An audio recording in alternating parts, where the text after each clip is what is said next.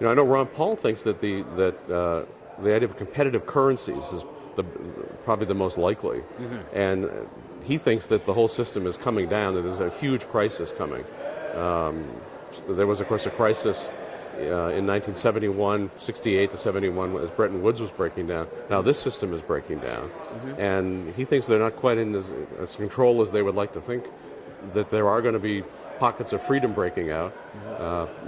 Little blades of grass coming up through the state cement. Right. And so the ideas of competitive currencies in some countries, maybe even the U.S., that people can be explained to them that when there's a monopoly like the government has over money, that people abuse it. If you or I had a printing press in our basement and we could just print up money that people would accept, you'd like to think you wouldn't be irresponsible, but that sure would be a temptation. People who go into government, of course, tend to be wanting to rule others. They want power. They're power mad. That's not all of them, but that's the typical one. And when they've got the printing press, they use it. So I think there's a real chance for some monetary reform, yes, in our lifetimes. Nesta segunda parte, Lu nos fala sobre o euro, grandes economistas do passado e o espaço que a grande mídia tem dado a Ron Paul e sua revolução. Lou, let's talk about Europe for a moment. We're seeing that some of the countries there, especially Greece and Portugal, some other countries, are having increasing financial difficulties, their governments. And there's a discussion whether some of the countries should exit from the unions, whether some of the other countries, the main countries such as Germany and France, should support these irresponsible governments, let's call. And there's also a discussion about increasing again the size of government and building a fiscal union, or let's say an established government for Europe. Which way do you think this may play out using some of our praxeological analysis? Professor Guido Hulsmann, who teaches at the University of Angers in France, an author of the great biography of Mises, Mises, the Last Night of Liberalism, said that Austrian ideas are far more in circulation among the intellectuals in Europe than in the United States. That the idea, whenever the big newspapers in Germany or Switzerland, less so in France, but in Eastern Europe, in Spain and in Italy, are considering these questions, our ideas are at least brought up. A huge advance.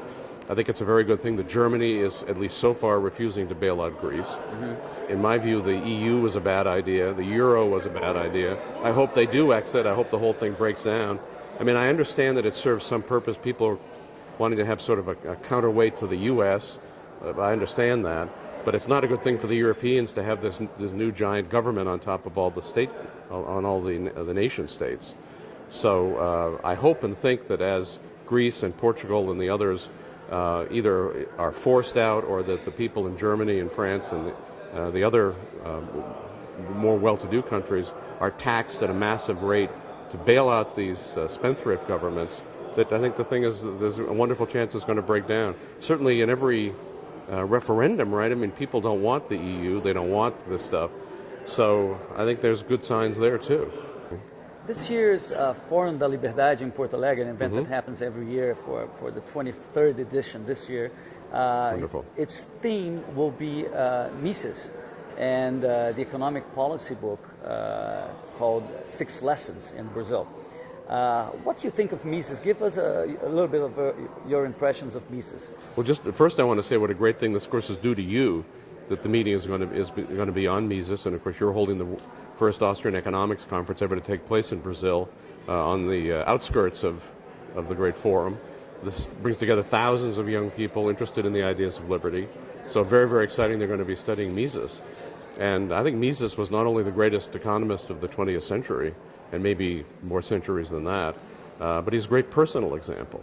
I mean, this was a man who had to flee the Nazis, he and his wife, I mean, like something out of a movie, fleeing across France right in front of the advancing Nazi armies, who was thrown out of his country of Austria, in fact found sentenced to death in absentia by the government. The Nazis saw him as the great intellectual opponent of Nazism, at least from a market side, and they didn't like him, they didn't want him there, they wanted to kill him. But he never let that stop him. I mean, he had terrible faced terrible problems all his life because of the kind of ideas that he had, which were so unfashionable, classical liberalism, Austrian economics, and so forth. He was never able to get a real job at the University of Vienna, was never able to get an academic job, a real job in the United States, and yet he worked, he taught, he produced so many great books, and he never let them stop it. And his personal motto, adopted from Virgil when he was a little boy, was "Do not give in to evil, but proceed ever more boldly against it." So that was not only his motto, but that was the way he lived his life. And what a great edifice of liberty he created that we all benefit from today. And so I would urge everybody to read. I love the Brazilian title, by the way, for economic policy. Read that book. Read his other books. Read his great book on liberalism, his great economics books, Human Action, of course, being his magnum opus. But this was such a great man, such a great intellectual, but just such a great human being, a hero. And so I think we can learn from him in every sense. And when Mises went to America, as you said, he didn't have much support, but he finally got a very big impression on another person, Murray Rothbard, who is one of the best-known proponents of the Austrian school. Tell us your impression of Murray and your relationship with Murray. Well, Murray was, I knew Mises a little bit, but I had the honor to know Murray very, very well. And just an extraordinary man, another hero, another person who faced all kinds of very tough times in his life because of the kinds of ideals that he held. But he never let it stop him, and he was always optimistic, always fun, attracted students and young people around him, always very giving of his time to anybody who wanted to ask him a question in any circumstance or write him, call him on the phone. He was just a born teacher, and he taught liberty and he taught Austrian economics. He went to Columbia. That's where he got his bachelor's, his master's, and his PhD. And he was attracted to economics, but he said he knew he sort of agreed with the criticisms of all the various schools against the other schools, but he didn't agree with the positive case for any of the schools. And he knew there was something wrong, and he said when he read Human Action, right after it came out in 1949, he said it struck him like a bolt of lightning, and he thought, this is economics. And so he devoted his life to Austrian economics and to Misesian ideas, to libertarianism, which he pretty much created modern libertarianism, because he was a great historian and political philosopher, as well as a great economist. And when I started the Mises Institute, the U.S. version, I asked Murray if he would be in charge of our academic affairs, and he was thrilled to. And so he put a great stamp on the Mises Institute and on everything we do and stand for. And he's today, like Mises, a far bigger figure than he was in life. All over the world, people are reading his books, listening to his lectures. We have a lot of lectures of Rothbard, audio lectures and video lectures. Very little, unfortunately, of Mises in that format. But people they go to Mises.org. They can read and listen and watch Rothbard and Mises and the other great economists from the past and the present. Others of them, Professor Joe Salerno, Professor Mark Thornton, Professor Tom Woods, that you brought. Tom's an historian, but he's an economist too, that you brought here to your conference. They can read these sorts of people. Very exciting stuff, intellectually very exciting, clear, convincing, nothing like Keynesianism, which is, as Murray always said, Keynes was a muddy writer when he was discussing what we think of as Keynesianism, although not some of his other writings, and he thought that indicated muddied thinking, and their thinking is muddy. And whether you read the people in Washington, try to parse their speeches, all the stuff they're advocating doesn't make sense. Austrian economics and the cause of liberty does make sense. And so I think, thanks to Mises and Rothbard, we're very much on a roll. The other very famous proponent of the Austrian school is, of course, Professor Hayek, Yes. The winner of the Nobel Prize.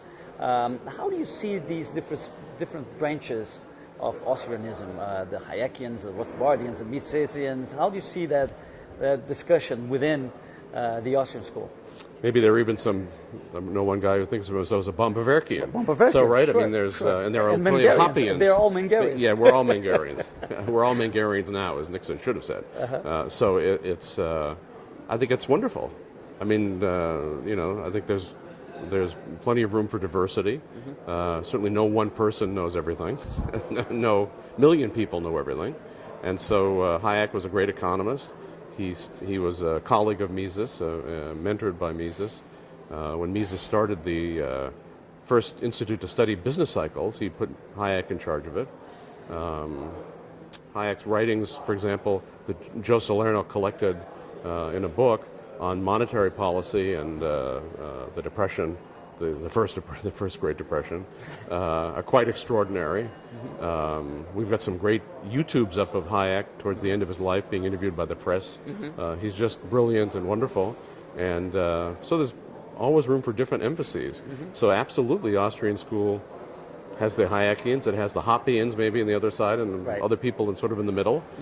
That's wonderful, right? It's not a unitary thing, and this is not like what is claimed about maybe I shouldn't say this, about the Mohammedans, about Islam, that they feel that everything's in the Quran, you need nothing else. But we don't feel that about the writings even of Mises or Rothbard or any of the great men. That there's always improvements to be made and developments. Very thrilling. It's a living school. It's going forward. It's getting bigger and bigger. There will be more diversity. I think it's very exciting. The foundation is the same, but there are many, many great rooms in this mansion. You mentioned the media, and now we're seeing channels like Fox News that are harboring more and more free marketeers or conservatives and etc. How do you see that going forward, and how do you explain that finally we've seen some libertarians or conservatives, small government conservatives, being part of the mainstream media? Well, it's a great thing. I don't see too much of it. There is Judge Napolitano on Fox News, who's just wonderful. A great libertarian, great spokesman for American Constitution and civil liberties, and I'm afraid that that there are some people that, like these conservatives, these Republicans, tend to be pretty good when the Democrats are in power. Sometimes the Democrats say great things when the Republicans are in power, but I sort of don't trust any of them. And I don't think the mainstream media, by and large, is the future. Certainly all the newspapers are going down. I think that tends to be a very good thing. I think newspapers in the U.S. anyway, by and large, have just been stenographers for the state. They don't. They just are there to convince you that whatever the government says is the right thing. Its latest war, its latest welfare program, its latest bailout, whatever it is. And I think the same is true of the networks. The networks are going down. Their listenership and viewership is decreasing massively.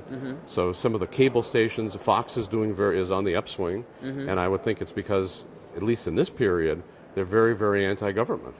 So good for them, and I hope they'll continue. If the Republicans get in power, I'm not betting on it, however. How do you see the Ron Paul revolution, his campaign for liberty? This is interesting, and people in Brazil, the young people, follow a lot Ron Paul. I would like to hear your view on that and your relationship to Dr. Paul as well. Well, I've had the honor to know Ron Paul for more than 35 years, when I was his chief of staff when he was in Congress in his first few terms. And I think the Ron Paul revolution has made a huge difference. Not only in Brazil, but every country has a Paul movement. And it's increased since he ran for president. And because of him, people are more interested in libertarianism and Austrian economics. I think this is going to continue. A lot of people want him to run again. And he runs for office as an educational mission, not for power. It makes him unique. I'm not a fan of politics. I don't vote, for example. Although I was once in politics, but I've since gone straight. But I think it's by and large, a very, very bad thing. Ron Paul's the one exception because he's not after power. He's after telling the truth, and he uses this particular platform. So very exciting.